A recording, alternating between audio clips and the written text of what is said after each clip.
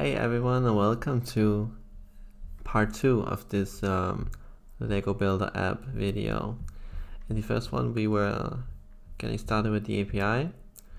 We created an API file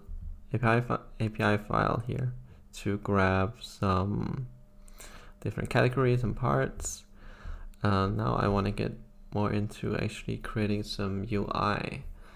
So if we go back to Chrome, we can see here that we need to build our Lego guy figure here. We need the heads, upper body and lower body.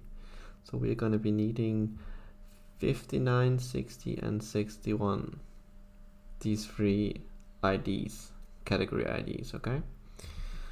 So jumping back into the app, let's make 3 requests so we get the categories you want, okay? So since we already know the categories, the IDs, we can delete this one and start defining our 3 calls, okay? So first we would like to get the heads. So we take our API object and call getParts on it, and then pass a query parameter being the part category ID, and to get the head it will be 59. Now for the body, the upper body, get upper API get parts part cat ID 60. Okay, now we can also pass a search query parameter to specify a bit more what we want. So in here I can put torso. That will help us get an actual upper body part, not just an arm but kind of the whole body, if that makes sense. And now for the lower part, I could pretty much copy paste one line here, but I'm just gonna write everything out, okay? So to get the lower body we want a 61 category, and for here we can also put a search word in, and a good search word might be legs, okay? So now we have 3 promises, and in order to not having to await each of these separately, we can make a Promise.All.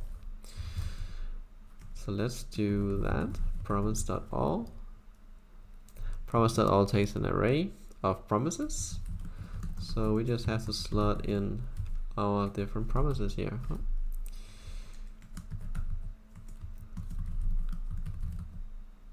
Okay, like this. Now I want to be using the async await syntax here. So I actually need to be doing some, I have to put all this stuff into its own function since I'm inside useEffect. So let's make an asynchronous function here and call it getInitialData. And then just take this code and put it inside here, okay? Now we can put the await keyword in front of Promise.All, and yeah, so we can do like this, okay? Now let's destructure the result we get from Promise.All. We do it like this. So the first slot in the array will be the heads, then we get the upper part, then we get the lower part, okay? This is the order we put them in here, okay? Now let's remove this getParts part here. We don't really need that anymore. And then make sure inside our useEffect we call getInitialData, okay? Now when we get this data, we probably want to put it into state so we can start rendering some UI. So in order to get some state up and running, we need to use the useState hook. And let's just call this part of state, let's just call it items, yeah, and initialize it to an empty array. So we need to make sure we import that one, okay, like that. And then we just need to set our state here. So after we await all our promises, we get some results back. Now we need to put it into state, and I'm going to set an array here with some objects.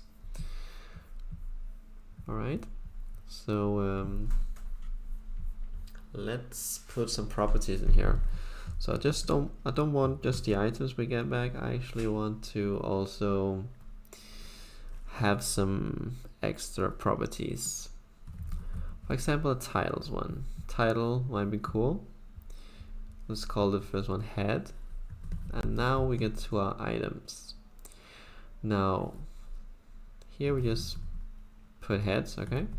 If you remember from Chrome, we go up, we can see that the results are inside this results key inside our object. So we need to say heads dot results, and then we get a bunch here. For now, I'm just gonna call slice so we don't get a billion items, or at least not too many. Okay.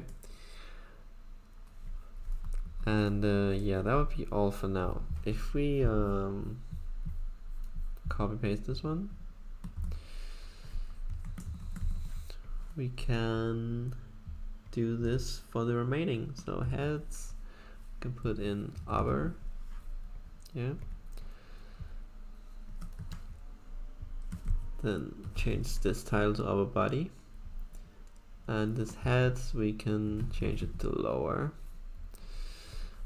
and make the title lower body. Okay, that should be all what we need for state now. If we save that, we need to put a comma here, and yeah, that should be good. That should be good. Let's just try to render something very basic now, okay? So if you go into our return here, we can start rendering things. Okay, so let's just say items.map, and then let's just render an h1 with the title here.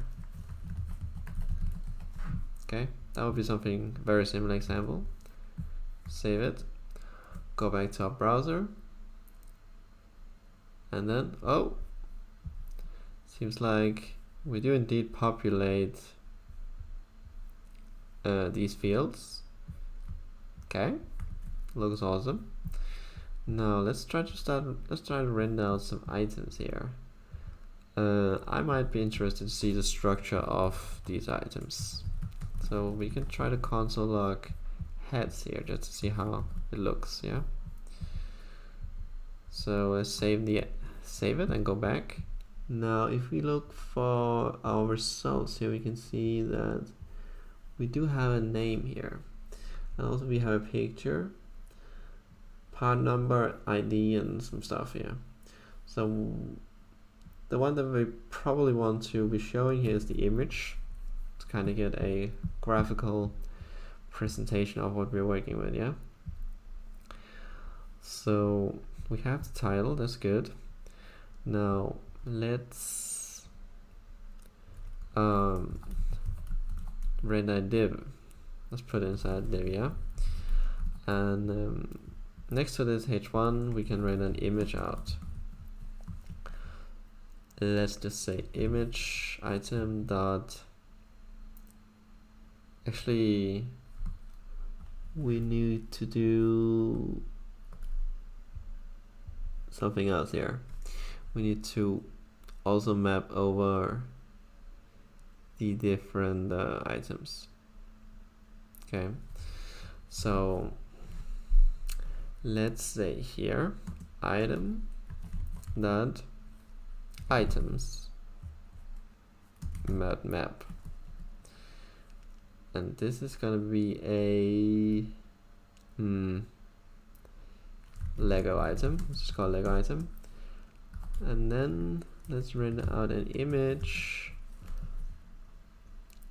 And then put Lego item here with the what was it? Part image URL. Okay, part image URL. And then let's put a height so it doesn't get too crazy out of hand. Let's put 50 for now. So now we should actually render all our items and also render all the pictures here of each item category. Okay. Now, yeah, let's just see how it looks before doing any styling.